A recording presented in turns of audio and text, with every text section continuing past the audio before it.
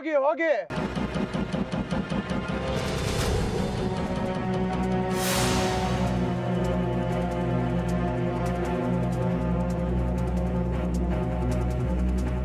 ಮಗನಿಗೆ ಮಾತು ಕೊಟ್ಟು ನನ್ ಕಣ್ ತಪ್ಪಿ ಗಂಡನ ಮನೆ ಹೊಸ ತೊಳೆಕ್ ಬಂದಿದ್ಯಾ? ಅದಿ ನೀನ್ ಮಾತಾಡ್ಬೇಡ ಶೋಭಾ. ಇವತ್ತು ನಮ್ಮ ಈ ಪರಿಸ್ಥಿತಿಗೆ ನೀನೇ ಕಾರಣ. ಅದಿ ನೀ ಸುಮ್ನೆರಮ್ಮ. ಅವತ್ತು ನೀನ್ ಸೂರ್ಯ ಅವ್ರನ್ನ ಪುನರ್ವಿವಾಹ ಆಗ್ತಿದ್ದಿದ್ರೆ ಇವತ್ತಿಂತ ಗತಿ ಬರ್ತಾ ಇತ್ತಾ? ಸಾಕ್ ಸುಮ್ನೆ ಇರೋ. ನಾನು ಆ ನಿರ್ಧಾರ ತಗೊಂಡಿದ್ದಕ್ಕೆ ನಿನಗೆ ನಿಮ್ಮಮ್ಮಂಗೆ ಸಮಾಜದಲ್ಲಿ ಸ್ಥಾನ ಮಾನ ಗೌರವ ಸಿಕ್ಕಿರೋದು. ಏನ್ ದೊಡ್ಡ ಸ್ಥಾನ ಮಾನ ಗೌರವ ಸಿಕ್ಕಿರೋದು ನನಗೆ. ನೋಡು ಶೋಭಾ, ಹೇಗ್ ಬೀದಿ ಬೀದಿ ಅಲಿತಾ ಇದೀನಿ ಅಂತ. ಅದೇ ನಮ್ಮಪ್ಪನ ಜೊತೆ ಇದ್ದಿದ್ರೆ ಈ ಪರಿಸ್ಥಿತಿ ಬರ್ತಿತ್ತಾ? ಇದಕ್ಕಿಂತ ಕಡೆಯಾಗಿರ್ತಿದ್ದೆ ಕಣೋ ನೀನು. ಹೆತ್ತ ತಾಯಿಗೆ 4 ತುತ್ತು ಅನ್ನ ಹಾಕೋ ಯೋಗ್ಯತೆ ಇಲ್ಲ ಅವನಿಗೆ. ಅವನು ನಿನಗೆ ಭವಿಷ್ಯ ಕಟ್ಕೊಡ್ತಾನ? ಇವತ್ತು ಸಮಾಜ ನಿನ್ನನ್ನ ಗುರುತ್ತಾ ಇರೋದು ಸೂರ್ಯ ಅವ್ರ ಮಗ ಅಂತಾನೆ ಹೊರತು ಆ ದುಷ್ಟ ಶಶಾಂಕನ್ ಮಗ ಅಂತ ಅಲ್ಲ. ಆರ್ತಿ ಬಾಳಿ ಬದುಕಬೇಕಾಗಿರೋದು ಈ ಮನೆಯಲ್ಲಿ ಸೂರ್ಯ ಅವ್ರ ಜೊತೆ ಇಲ್ಲಿ. ಅದೇ ನ್ಯಾಯ ಕಣೋ. ಅದೇ ನಿಮ್ಮಿಬ್ರು ಭವಿಷ್ಯಕ್ಕೂ ಒಳ್ಳೇದು. ಓ, ಅದಕ್ಕೆ ಸೂರ್ಯನ ಜೊತೆ ಮತ್ತೆ ಅಮ್ಮನ ಸೇರ್ಸಕ್ ಬಂದಿದ್ಯಾ? ಹಾಗೆ ಅನ್ಕೊಳ್ಳೋ ಭಾರತಿ. ಅದು ಮಾತ್ರ ಸಾಧ್ಯ ಇಲ್ಲ. ನಮ್ಮಮ್ಮ ನನ್ನ ಜೊತೆಗೆ ಇರ್ಬೇಕು. ಅವ್ರು ಸತ್ರು ನನ್ನ ಜೊತೆನೆ, ಬದುಕಿದ್ರು ನನ್ನ ಜೊತೆನೆ. ನಮ್ಮಮ್ಮನ ನೋಡ್ಕೊಳಕ್ ಆಗದೆ ಇರೋ ರಣ ಹೇಳಿ ನಾನಲ್ಲ. ಸೂರ್ಯನಿಗಿಂತ 10 ಪಟ್ಟು ಚೆನ್ನಾಗಿ ನೋಡ್ಕೋತೀನಿ ನಮ್ಮಮ್ಮನ. ಬಾಮ ನೀನು. ಏಯ್, ಏನೋ ಸಾಕ್ತಿಯ ಪಿಂಡ ನಿಂದು? ನಿನ್ನ ನಿನ್ ಸಾಕೊಳಕ್ಕಾಗಲ್ಲ, ನಿನ್ ತಾಯಿನ ಹೇಗೋ ಸಾಕ್ತಿಯ ನೀನು? ಕಷ್ಟಪಟ್ಟು ಬೆವರು ಹರಿಸಿ ದುಡಿತೀನಿ. ಅದು ನಿಯತ್ತಿನಿಂದ. ಅವ್ರು ಇವ್ರಾಗ ಲಂಚ ತಗೊಂಡಲ್ಲ. ಅಮ್ಮ ಪ್ಲೀಸ್, ನೀನು ಅವ್ರ ಪರ ವಹಿಸ್ಕೊ ಮಾತಾಡ್ಬೇಡಮ್ಮ. ನೀನ್ ನನಗೆ ಮಾತು ಕೊಟ್ಟಿದ್ಯಾ ಈ ಮನೆ ಕಾಲಿಡಲ್ಲ ಅಂತ. ಇವಾಗ ಮಾಡ್ತಿರೋದಾದ್ರೂ ಏನಮ್ಮ? ಅದೇ ನಾನು ಬಂದಿದ್ದು. ನೀನ್ ನನಗೆ ಕೊಟ್ಟಿರೋ ಮಾತನ್ನ ಉಳ್ಸ್ಕೊಳಕ್ ಆಗಲ್ಲ ಅಂತ ನಿನ್ ಮಗನಿಗೆ ವಿಶ್ವಾಸ ದ್ರೋಹ ಮಾಡ್ತೀಯ ನೀನು. ಅದು ಹಾಗೆಲ್ಲ ಕಣೋ. ಇಲ್ಲಿ ನಾನು ಬರೋಂತ ಅನಿವಾರ್ಯ ಇದೆ. ಏನಮ್ಮ ಅಂತ ಅನಿವಾರ್ಯ? ಆ ಸೂರ್ಯ ಏನಾದ್ರೂ ಎದುರಿಸಿ ಬದಿರ್ಸಿ ನಿಂಗೆ ಬರಕ್ ಹೇಳಿದಾನ? ಹಾಗೇನಾದ್ರೂ ಇದ್ರೆ ಹೇಳಮ್ಮ, ಅವನ್ ಕಥೆನ ಇವತ್ತೇ ಮುಗಿಸ್ಬಿಡ್ತೀನಿ. ಮುಚ್ಚ ಬಾಯಿ. ಮಾತೆತ್ತಿದ್ರೆ ಸಾಕು ಹೊಡಿತೀನಿ, ಬಡಿತೀನಿ, ಕೊಲ್ತೀನಿ ಅಂತಾನೆ ಇರ್ತೀಯ. ನಿನ್ನ ಮನ್ಸಲ್ಲಿ, ನಿನ್ನ ಬಾಯಲ್ಲಿ ಒಳ್ಳೆ ಮಾತುಗಳು, ಒಳ್ಳೆ ಯೋಚನೆಗಳು ಬರೋದೇ ಇಲ್ವಾ? ನೀ ಸುಮ್ಮನೆ ಇರು ಶೋಭಾ. ನಾನು ನಮ್ಮಮ್ಮ ಮಾತಾಡ್ತಾ ಇದೀವಿ, ಮಧ್ಯದಲ್ಲಿ ಬಾಯಿ ಹಾಕ್ಬೇಡ. ಹೇಳಮ್ಮ ಅವ್ರಿಗೆ. ಅಮ್ಮ ಪ್ಲೀಸ್, ನೀವು ಸ್ವಲ್ಪ ಸುಮ್ಮನೆ ಇರಿ. ಅವನ ಹತ್ರ ನಾನು ಮಾತಾಡ್ತೀನಿ. ನೋಡು, ನಿನಗೆ ಹೇಳ್ದೆ ನಾನು ಇಲ್ಲಿಗೆ ಬಂದಿದ್ದೀನಿ. ನನಗೆ ಬೇರೆ ದಾರಿ ಇರಲಿಲ್ಲ. ಆದರೆ ನೀನು ಅನ್ಕೊಂಡ ಹಾಗೆ ನಾನು ಇಲ್ಲಿರೋದಕ್ಕಾಗಲಿ ಸೂರ್ಯ ಅವ್ರ ಜೊತೆ ಬಾಳೋದಕ್ಕಾಗಲಿ ಬಂದಿಲ್ಲ. ಮತ್ತೆ ನಿನಗೆ ಬಂದಿದ್ಯಾ? ಡಿವೋರ್ಸ್ ಪೇಪರ್ಗೆ ಸೈನ್ ಮಾಡೋದಕ್ಕೆ ಬಂದಿದ್ಯಾ?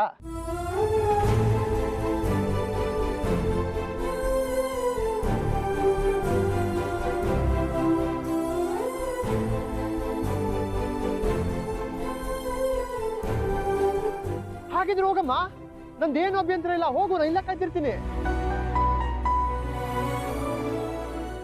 ನಾನು ಇಲ್ಲಿಗೆ ಬಂದಿದ್ದು ಗಾಯತ್ರಿ ಹೆಚ್ಚಿನ ಮಾತಾಡ್ಸ್ಕೊಂಡು ಅವ್ರು ನನ್ನ ಹತ್ರ ಮಾತಾಡಬೇಕು ಅಂತ ಹೇಳಿದ್ರು. ಅದು ನನಗೆ ಅನಿವಾರ್ಯ ಸಹ ಆಗಿತ್ತು. ಅದಕ್ಕೆ ಬಂದೆ. ನೀನು ಅವ್ರ ಜೊತೆ ಮಾತಾಡ್ಬೇಕಾಗಿದ್ರೆ ಇಲ್ಲಿಗೆ ಯಾಕೆ ಬರಬೇಕಿತ್ತು? ನಮ್ಮ ಮನೆಗೆ ಕರ್ಸ್ಬೋದಿತ್ತಲ್ವಾ? ಅಥವಾ ಹೊರಗಡೆ ಎಲ್ಲಾದ್ರೂ ಮೀಟ್ ಮಾಡ್ಬೋದಿತ್ತು. ಇಲ್ಲಿಗೆ ಬಾ ಅಂತ ಯಾಕೆ ಹೇಳಿದ್ರೆ ಹೇಳು? ಅಮ್ಮ, ಇದೆಲ್ಲ ಸೂರ್ಯ ಅವರು ನಾಟಕ ಮಾಡ್ತಿರೋದಮ್ಮ. ನಿನ್ನ ಹೇಗಾದ್ರೂ ಮಾಡಿ ಅವ್ರ ಮನೆ ಒಳಗೆ ಕರ್ಸ್ಕೊಂಡು ನಿನ್ನ ಅಲ್ಲೇ ಇರ್ಕೊಬೇಕು ಅಂತ ತಂತ್ರ ಮಾಡಿದ್ದಾರೆ. ಅಮ್ಮ ಪ್ಲೀಸ್ ಅಮ್ಮ, ಒಳಗೆ ಹೋಗ್ಬೇಡಮ್ಮ. ನೀನೇನಾದ್ರೂ ಒಳಗೋದ್ರೆ ನಿನ್ನಿಂದ ನನ್ನ ಶಾಶ್ವತವಾಗಿ ದೂರ ಮಾಡ್ಬಿಡ್ತಾರಮ್ಮ. ಅಮ್ಮ ಪ್ಲೀಸ್ ಒಳಗೆ ಹೋಗ್ಬೇಡಮ್ಮ. ಅದೇ ನಾನೀಗ ಗಾಯತ್ರಿ ಹತ್ರ ಮಾತಾಡಲೇಬೇಕು. ಅವ್ರ ಹತ್ರ ನನ್ನ ಸಮಸ್ಯೆಗಳನ್ನ ಬಗೆಹರಿಸ್ಕೊಳ್ಬೇಕು. ನೋಡಾದಿ, ಇದು 4 ಗೋಡೆಗಳ ಮಧ್ಯೆ ಕೂತು ಮಾತಾಡೋ ವಿಷಯ. ಬೀದಿಯಲ್ಲಿ ಮಾತಾಡಿ ನಮ್ಮ ಮರ್ಯಾದೆನ ನಾವೇ ಹರಾಜಾಕೊಳ್ಳೋಕ್ಕಾಗತ್ತೇನೋ? ಆರ್ತಿಗೆ ನಿನ್ ಮೇಲೆ ಹೇಗೆ ಪ್ರೀತಿ ಇದೆಯೋ ಹಾಗೆ ಸೂರ್ಯ ಆರ್ಯನ್ ಮೇಲೂ ಇದೆ ಕಣೋ. ಇದು ಒಂದ್ಸಲ ನಾವು ಒಳಗೆ ಹೋಗೋದಕ್ಕೆ ಅವಕಾಶ ಮಾಡಿಕೊಡು. ಆಮೇಲೆ ಅವಳು ನಿನಗೆ ಮಾತು ಕೊಟ್ಟ ಹಾಗೆ ನಿನ್ನ ಜೊತೆಲೇ ಇರ್ತಾಳೆ ಕಣೋ. ಗಾಯತ್ರಿ ಅವರಿಗೆ ಆರತಿ ಬಗ್ಗೆ ತಪ್ಪು ತಿಳುವಳಿಕೆ ಆಗಿದೆ. ಅದನ್ನ ಮನವರಿಕೆ ಮಾಡಿ ಬರೋದು ಅಷ್ಟೇ ಕಣೋ. ಪ್ಲೀಸ್ ಹೋಗೋಕ್ ಬಿಡೋ.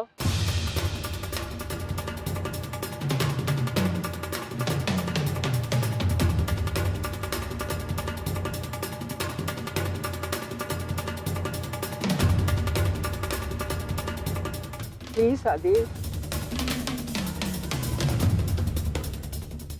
ಆಯಿತು ನೋಡು ಶೋಭಾ, ನಿನ್ನ ಮಾತಿಗೆ ಬೆಲೆ ಕೊಟ್ಟು ನಿಮ್ಮಿಬ್ಬರನ್ನ ಒಳಗೆ ಕಳಿಸ್ತಾ ಇದ್ದೀನಿ.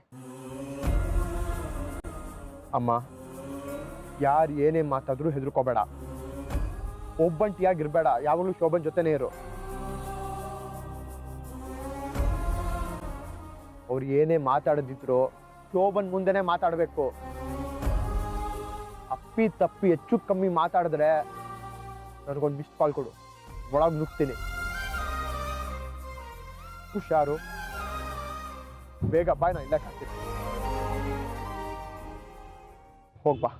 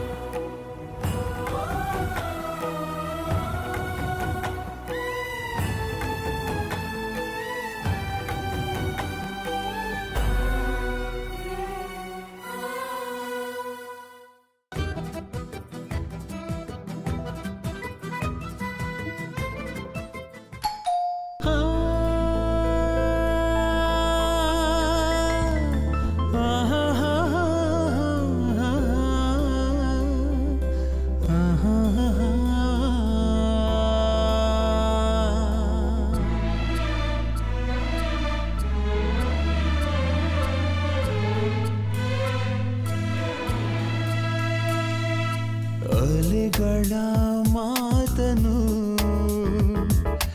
ಆಲಿಸುತ್ತೀರವೇ, ಬಲೆಯನು ಬೀಸುವ ಚಂದಿರ ದೂರವೇ, ಏಕಾಂತದ ಈ ಮೌನಕ್ಕೆ ತಂಗಾಳಿಯ ಜೊತೆ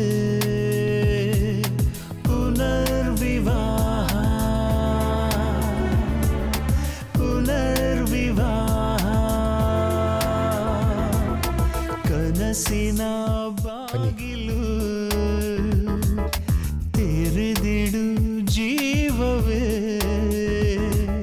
ಸಹಚರಿ ಇಲ್ಲದ ದಿನಚರಿ ಭಾರವೇ, ಕಣ್ಣಲ್ಲಿಯ ಕೋಲ್ಮಿಂಚಿಗೆ ಆಕಾಶದ ಜೊತೆ.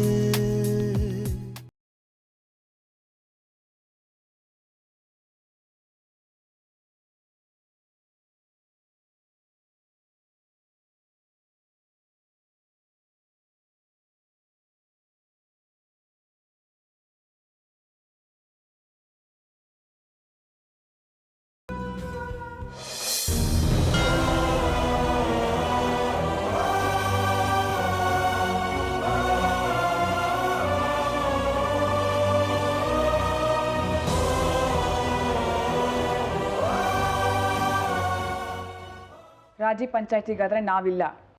ರಾಜಿ ಪಂಚಾಯತಿ ಜಗಳ ಇದ್ಯಾವುದೂ ಅಲ್ಲ.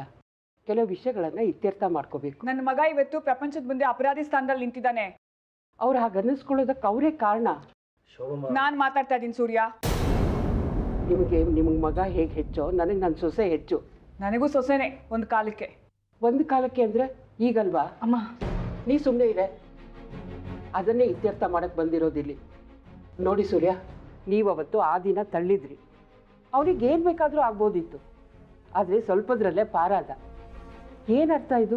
ಏನರ್ಥ ಅಂದ್ರೆ ಏನು? ಅವತ್ತು ಸೂರ್ಯ ಆ ದಿನ ತಡಿದೇ ಹೋಗಿದ್ರೆ ರಂಜಿತ್ನ ಕೊಂದೇ ಹಾಕ್ತಿದ್ನಂತೆ. ಅದ್ರ ಅರ್ಥ ಏನು? ನೀವು ಅಂತೆ ಕಂತೆಗಳ ಬಗ್ಗೆ ಮಾತಾಡ್ತಿದ್ದೀರಾ. ನೀವು ಅಷ್ಟೇ. ನಿಮ್ಮ ಸೊಸೆ ಹೇಳಿದ್ದನ್ನ ನೀವು ಕೇಳಿಸ್ಕೊಂಡಿದ್ದೀರಿ, ನನ್ನ ಮಗ ಹೇಳಿದ್ದನ್ನ ನಾನು ಕೇಳಿಸ್ಕೊಂಡಿದ್ದೀನಿ. ಅದೇ ವಿಚಾರ ನಾವಿಬ್ರು ಅದನ್ನು ನೋಡಿಲ್ಲ. ನೋಡಿರೋ ಅವರಿಬ್ಬರ ಮಧ್ಯೆ ತಪ್ಪು ಕಲ್ಪನೆ ಉಂಟಾಗಿದೆ. ಅದನ್ನು ಬಗೆಹರಿಸ್ಬೇಕಲ್ವಾ? ಬಗೆಹರಿದು ಏನಾಗಬೇಕಾಗಿದೆ? ಮುಂದಿಂದು ನಮ್ಮ ಕೈಲಿಲ್ಲ, ಅದು ಅವ್ರಿಗೆ ಬಿಟ್ಟಿರೋದು. ನೀವೇ ತಾನೇ ಮದುವೆ ಮಾಡಿಸಿದ್ದು ನಿಮ್ಮ ಸೊಸೆಗೆ. ನನ್ನ ಮಗ ಸರಿ ಇಲ್ಲ, ಈ ಹುಡುಗಿ ಭಾಳ ಹಾಳಾಗಬಾರ್ದು, ನನ್ನ ಮನೆ ಸೊಸೆನ ನಿಮ್ಮ ಮನೆ ಸೊಸೆ ಮಾಡ್ಕೊಳ್ಳಿ ಅಂತ ನೀವೇ ತಾನೇ ಹೇಳಿದ್ದು. ಇಲ್ಲ ಅಂತ ನಾನು ಹೇಳ್ತಿಲ್ವಲ್ಲ. ಅವತ್ತು ನಿಮ್ಮ ಮಗ ಸರಿ ಇಲ್ಲ ಅಂತ ಬಿಟ್ಟು ಬಂದು, ಇವತ್ತು ನನ್ನ ಮಗ ಸರಿ ಇಲ್ಲ ಅಂತ ಬಿಟ್ಟು ಹೋಗಿದ್ದಾಳೆ. ಏನು ಅನ್ಕೊಂಡಿದ್ದಾಳೆ ನಿಮ್ಮ ಸೊಸೆ?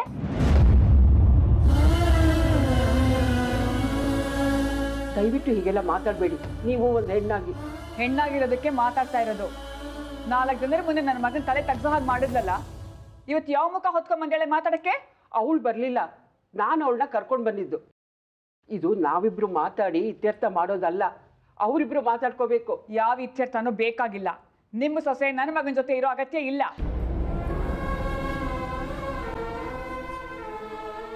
ಅಮ್ಮ, ಒಂದು ನಿಮಿಷ ನಾನು ಮಾತಾಡಬೇಕು.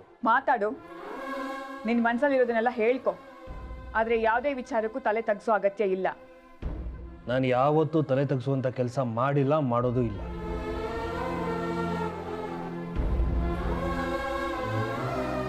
ನೋಡಿ ಶಿವಮ್ಮ, ಅವತ್ತು ನಾನು ಆದಿಗೆ ದೂಡಿದೆ, ಅದರಿಂದ ಅವನ ಪ್ರಾಣಕ್ಕೆ ಅಪಾಯ ಆಯಿತು. ಹಾಗೆ ಮಾಡಬೇಕು ಅನ್ನೋದು ನನ್ನ ಉದ್ದೇಶ ಆಗಿರಲಿಲ್ಲ.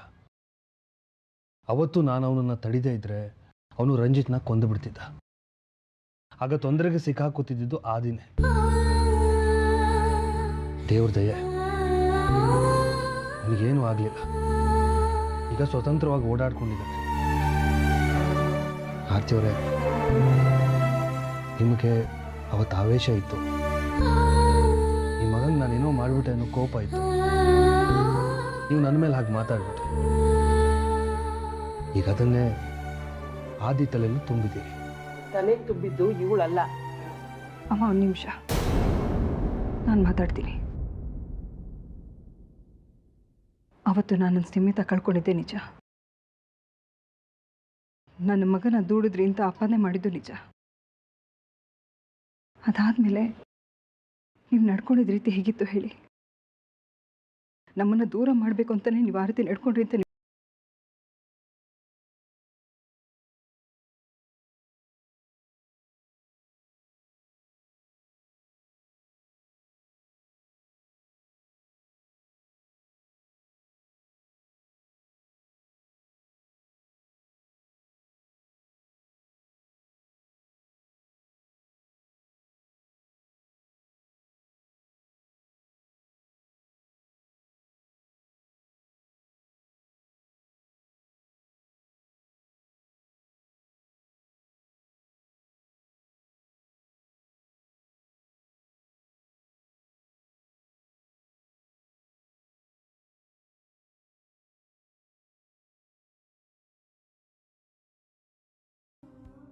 ಇಷ್ಟು ವರ್ಷ ನಾವು ಜೊತೆಗಿದ್ದ ಅರ್ಥ ಕಳೆದು ಬಿಡ್ತಾ?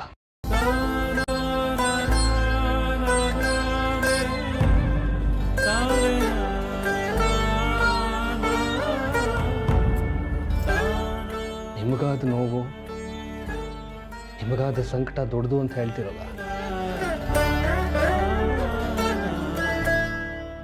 ನನಗೆ ನೋವೇ ಆಗಿದೆ.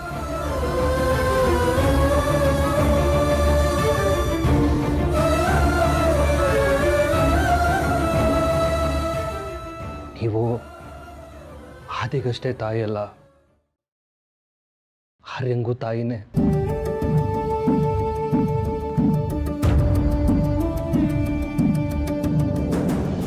ಎಷ್ಟು ನೋವು ಅನುಭವಿಸ್ತಾ ಇದ್ದಾನೆ ಗೊತ್ತಾ ನಿಮಗೆ?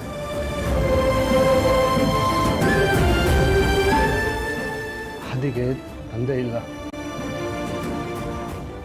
ನಾನು ತಂದೆ ಸ್ಥಾನ ಕೊಟ್ಟಿದ್ದೆ. ಆದರೆ ನಾನು ಜನ್ಮ ಕೊಟ್ಟ ಮಗ ಆರ್ಯಂಗೆ ನೀವಿದ್ದು ಅವನನ್ನು ಅನಾಥನನ್ನಾಗಿ ಮಾಡಿಬಿಟ್ರಲ್ಲ.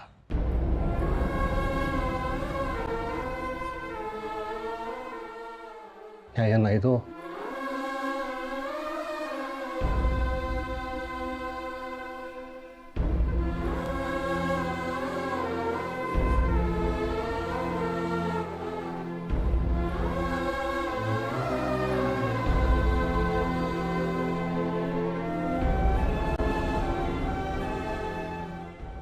ಅನ್ಯಾಯ ಅಲ್ಲ, ತಪ್ಪು. ಅವತ್ತಿನ ಪರಿಸ್ಥಿತಿಲಿ ನಾನು ಹಾಗೆ ರಿಯಾಕ್ಟ್ ಮಾಡಿದೆ. ಇಷ್ಟು ದಿವಸ ನನ್ನ ಮನಸ್ಸಲ್ಲಿ ಅದೇ ಭಾವನೆ ಇತ್ತು. ನೀವು ಆದಿತ್ಯನ ಜೀವಕ್ಕೆ ಗೊತ್ತು ತರೋಕೆ ಈ ರೀತಿ ಎಲ್ಲ ಮಾಡ್ತಿದ್ದೀರ.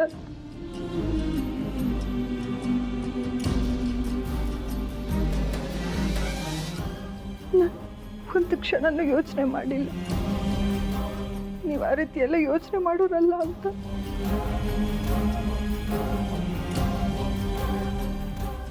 ನನ್ನ ತಪ್ಪು. ಆದ್ರೆ ನನಗೆ ನಿಮ್ಮಿಂದ ದೂರ ಆಗೋ ಯಾವ ಯೋಚನೆನೂ ಇರಲಿಲ್ಲ ಸೂರ್ಯ ಅವ್ರೆ. ಆ ಥರದ್ದು ಯಾವ ಉದ್ದೇಶನೂ ಇರಲಿಲ್ಲ.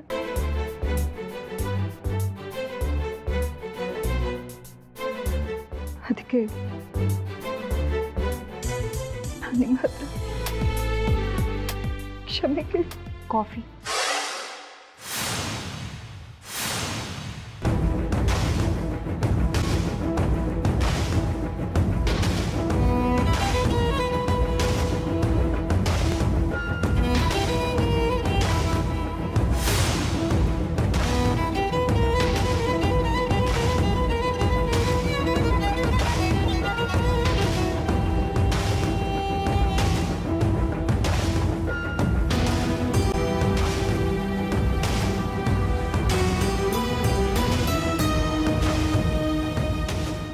ಮತ್ತೆ ನೀವು ಈ ಮನೆಗೆ ಬಂದಿದ್ದು ತುಂಬ ಸಂತೋಷ ಆಯಿತು.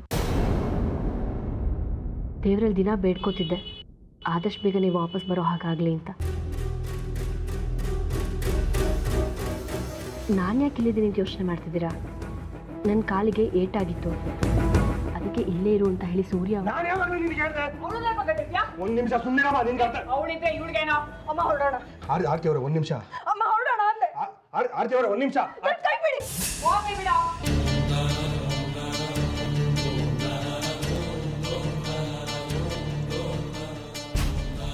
ನಿಮ್ಮ ಮಗಳನ್ನ ಕೊಲೆ ಮಾಡಿ ಜೈಲಿಗೆ ಹೋದೋಳ್ನ ಮನೇಲಿ ಇಟ್ಕೊಂಡಿದ್ದೀರ. ಬಹಳ ಸಂತೋಷ. ನನ್ನ ಸೊಸೆ ಬಗ್ಗೆ ಮಾತಾಡ್ತಿರಲ್ಲ, ನಿಮ್ಮ ಮಗ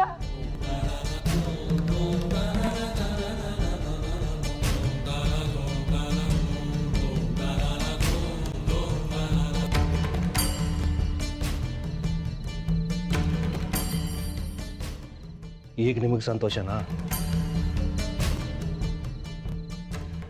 ನಿನಗೆ ಯಾರೇ ಕಾಫಿ ತರ ಕೇಳಿತಿಲ್ಲ?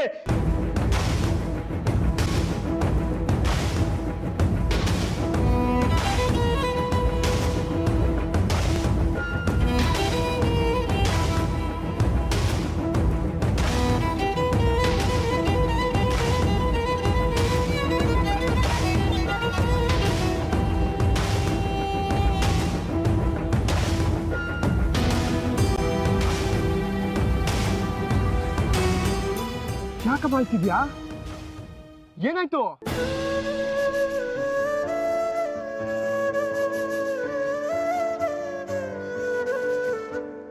ಏನಾಯ್ತಮ್ಮ?